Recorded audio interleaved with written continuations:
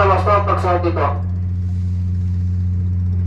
Ikalawang hakbang, ilayin ang tali sa baba at iikot ang dalawang tali na magkasalungat sa ating likod.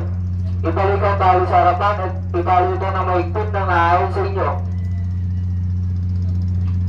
Ikatlong hakbang, ilayin ang tali sa bandang leeg at itali ng komportable na naayon sa inyo sa bandang harapan.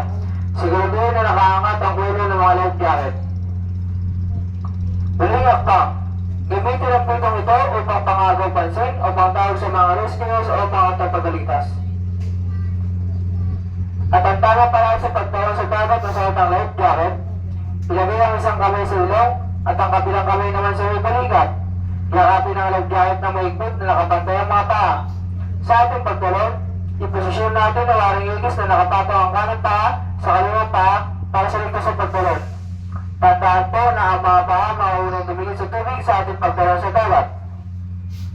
Ang mga life jackets na matatagpuan po natin sa mga kabatasyon, sa mga kisa